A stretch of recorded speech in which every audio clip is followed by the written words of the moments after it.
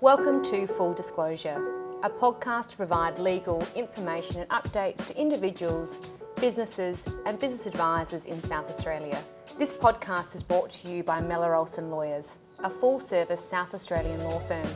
The information, opinions and advice in this podcast are for general information only.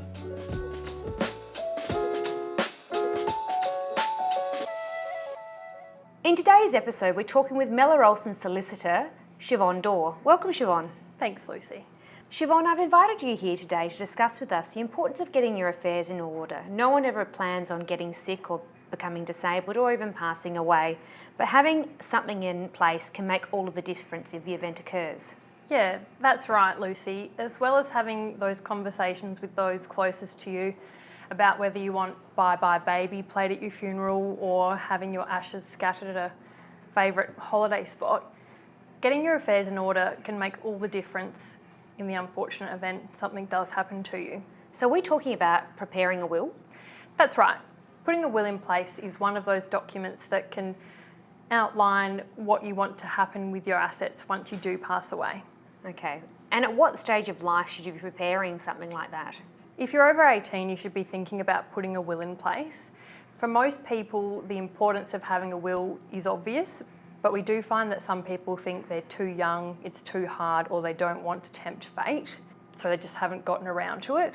If you're wondering whether you need a will, chances are you probably do. And why is that? So your will allows you to direct who's going to control your assets and where they're going to go.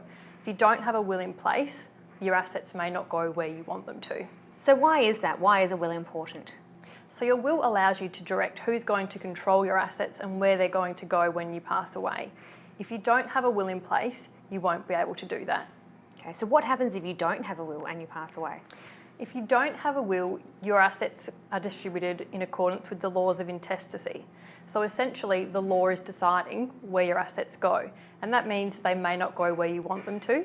We often find most people would like their assets to go to their spouse and then alternatively to their children.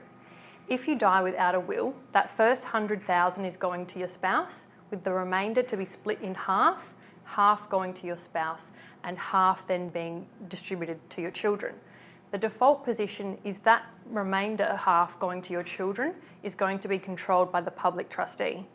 So that can create a whole level of complexity and financial hardship for your spouse. So when we're talking about assets, what exactly are we discussing? So there's the obvious ones like real estate, cash, superannuation, but there's also assets you might hold in a family trust or a company. And we can't deal with those directly, but what we can do is look at transferring the control of your trust or the company. Okay.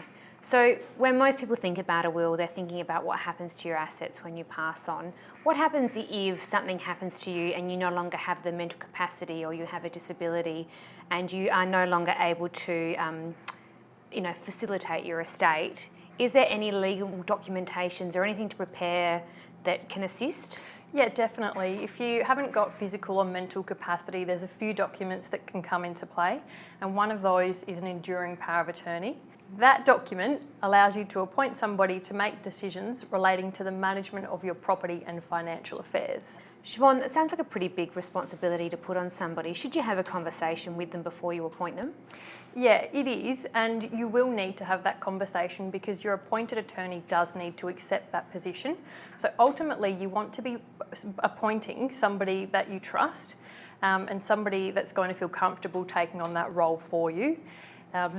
Your attorney has to act in accordance with your best interests, and if you're able to give them direction, then they can only act in accordance with your direction. They should also be keeping accurate records of any dealings they have with your finances. Okay, so we've talked about the enduring power of attorney. I've also heard of Advance Care Directives. Can you please explain that and the importance of those?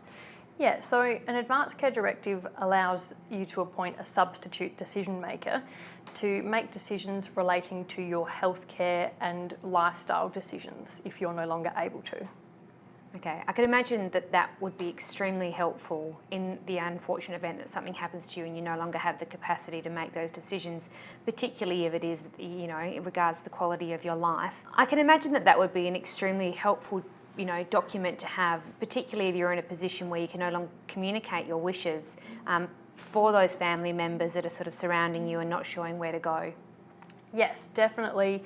In times of emergency, it can really take that burden off of your family, having to guess what your preference would be in relation to healthcare and that refusal of healthcare as well at a time when they're going to need it the most. So if someone's listening and either doesn't have a will or hasn't considered whether they need to appoint an enduring power of attorney or an Advance Care Directive, what is your advice? So as the saying goes, the best time to plant a tree was 20 years ago. The second best time is now. It's never too early to put documents in place, but it may be too late. So if somebody's got questions or wanting to put a will in place, the best thing they can do is talk to a lawyer that specialises in estate planning. Mellor Olsson has experienced practitioners who will be able to assist you in preparing a will or estate plan to suit your circumstances. I want to thank Siobhan Dawe from Mellor Olsson today. Thank you, Lucie. The information in this podcast is general in nature. For podcast terms and conditions, for more information on Siobhan, wills and estates law or Mellor Olsson lawyers, visit molawyers.com.au.